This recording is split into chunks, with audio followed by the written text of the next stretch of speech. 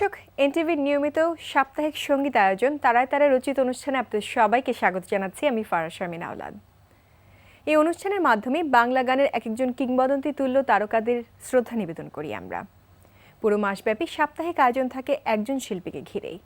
সেই লক্ষ্যে হাসান রাজাকে নিয়েই ছিল আমাদের এই ডিসেম্বর মাসের আয়োজন।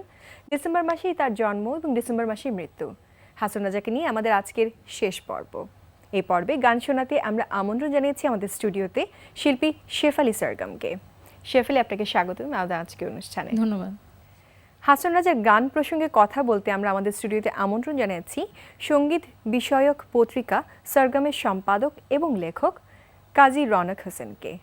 আপনাকে আমন্ত্রণ। আপনাকে ধন্যবাদ। হাসান রাজাকে নিয়ে আমরা অনেক কথা বলবো আমাদের আজকে অনুষ্ঠানে। আজকে ওনাকে নিয়ে আমাদের শেষ আয়োজন, তো শুরু করি বরাবরের মতো একটি গান দিয়ে। নিশ্চয়ই। শেফালি, কোন গান শোনাবেন আজকে? অত্যন্ত পরিচিত একটি গান, আগুন লাগাইয়া দিল কোণে, হাসন রাজার মনে। জি। নিভে না দারুণ আগুন, নিভে না দারুণ আগুন, জলে দিলে জানে, আগুন লাগাইয়া দিল কোণে, হাসন রাজার মনে, আগুন লাগাইয়া দিল কোণে, নিভে না দারুণ আগুন, নিভে না দারুণ আগুন, জলে দিলে জানে, আগুন লাগাইয়া দিল কোণে, হাসন রাজার মনে।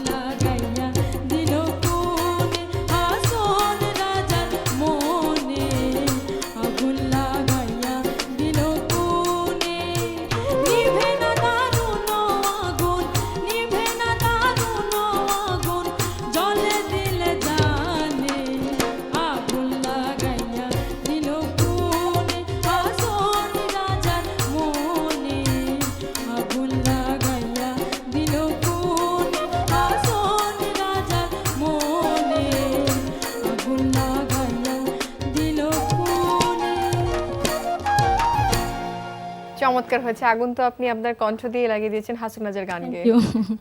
হাসন রাজার শুরুটা যদি আমরা চিন্তা করি, তার লেখার শুরুটা, সেটা অনেকে বলে যে তার রিয়েলাইজেশন আসার পর থেকে। তো আপনার কি মনে হয় কোন সময় থেকে হাসন রাজা? আসলে হাসন রাজার লেখা কিন্তু শুরু হয়েছে অনেক আগে থেকেই, এবং সে প্রথম থেকেই ভাবকবি ছিল এবং ভাটি অঞ্চলের। জি, অ্যাকচুয়ালি উনি তো সুনামগঞ্জের তেঘরিয়া যেই লক্ষণসি গ্রাম, সেই গ্রামের মানে একেবারে একটা রিমোট এরিয়ার একটা গ্রাম, কিন্তু তারপরেও উনি কিন্তু চারিদিকে ঘুরে বেরিয়েছেন এবং ছোটবেলা থেকেই উনি শিকার করতেন, বিশেষ করে কোড়া পাখি তার খুব প্রিয় একটা ব্যাপার ছিল, শিকার করতেন এবং সেটাকে পালতেনও উনি। আচ্ছা।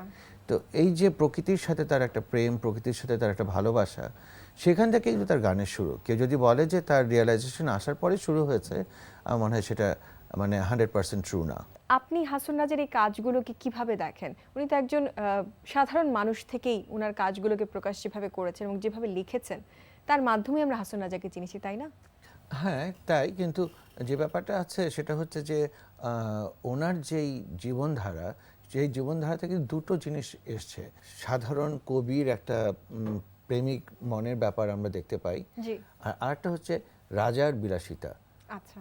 দুটোই কিন্তু ছিল। তার কিন্তু কোনো হেরেম ছিল না, মানে রাজাদের যেমন হেরেম থাকে, হেরেম ছিল না, কিন্তু উনি তার স্ত্রী, তার দাসী, তার সহচরদের নিয়ে বজরাতে করে, বড় নৌকাতে করে উনি বের হতেন, সেখানে গান রচনা করতেন, শিল্পীরা থাকতো, শিল্পীরা সেই গান গাইতো, কখনো নিজেও গাইতেন। কাজেই তার জীবনধারাটা কিন্তু একটু বৈচিত্র্যময় ছিল, মানে সরাসরি রাজারা যে ধরনের জীবনযাত্রা পালন করতেন উনি সেটা করতেন না, কিন্তু ওনার নিজস্ব একটা ধারা ছিল। আচ্ছা, ওনার লেখার ধারাটা আপনি কিভাবে বলবেন? ওনার যে ভাবুক প্রকৃতির যে মনটা, এই মনটা কিন্তু ওনাকে লেখাতে অনেক সহযোগিতা করেছে, এবং সেই জন্যই কিন্তু উনি ভার্সেটাইল। যদিও তার গানের ভেতরে সবসময় ভাটি অঞ্চলের একটা প্রভাব থাকে, যেটা আমরা প্রত্যেকটা গানেই দেখতে পাই, জি। কিন্তু তারপরেও যথেষ্ট ভার্সেটাইল তার লেখা। সেফলে আরেকটা গান এই মুহূর্তে শুনতে চাই আমরা আপনার কাছ থেকে। কোন গানটা আপনি আমাদের এখন শোনাবেন? গুড্ডি উড়াইলো মোরে, মাওলার হাতে ডুরি। গুড্ডি উড়াইলো মোরে, মাওলার হাতে ডুরি, মাওলার হাতে ডুরি।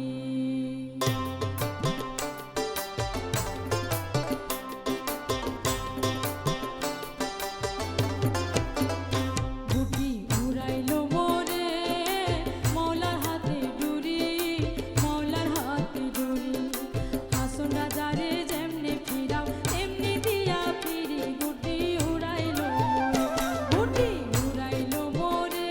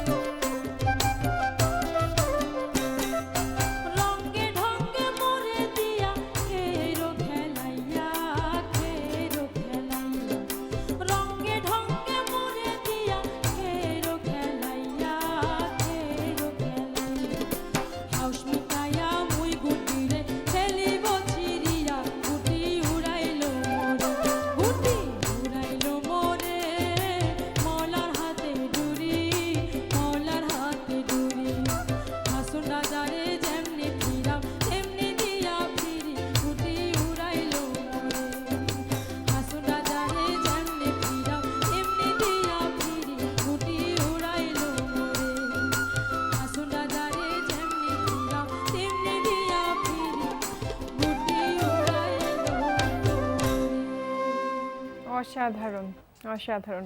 গানের কথাগুলো আসলে অসাধারণ এবং যেভাবে উনি নিজেকে তুলনা করেছেন যে মলার হাতে ডুরিটা এবং নিজেকে ঘুঁটির সাথে তুলনা করেছেন। এই যে তার যে চিন্তাধারাটা হঠাৎ করে ভোগ বিলাসিতার একটা পর্যায়ে এসে উনি ফিল করলেন যে না, এর পরেও একটা জীবন আছে এবং সে জীবনটা যে কি কেউ জানে না, যে কারণে উনি ওই যে গানটাতে বলেছেন যে কি হালে রাখিব আল্লাহ জি, তো শূন্যেরও মাঝার, ওটা তো উনি জানেন না, যে কারণে উনি ভাবছেন যে এখন কি করা যায়। এবং এইভাবে একের পর এক উনি ভীষণভাবে আধ্যাত্মিক চিন্তাধারা পরিপুষ্ট গান উনি তৈরি করেছিলেন জি। এবং সেটাই আমরা শুনছি এখন এবং অভিভূত হচ্ছি। অথচ উনি আজ থেকে 100 বছর আগে কত সহজে উনি এই গানগুলো করে গেছিলেন। শেফালি, আমরা আরেকটা গান শুনতে চাই এখন আপনার কাছ থেকে। আমি এখন যে গানটি করব, প্রেমের আগুন লাগলো রে হাসন রাজার অঙ্গে।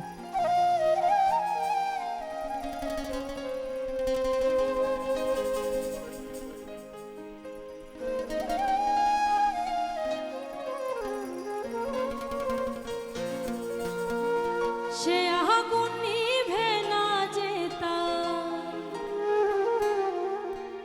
সে আগুন নিভে না যেতার, ডুবলে সুরমা গঙ্গে। প্রেমের আগুন লাগলো রে হাসন রাজার অঙ্গে। সে আগুন নিভে না যেতার, সে আগুন নিভে না যেতার,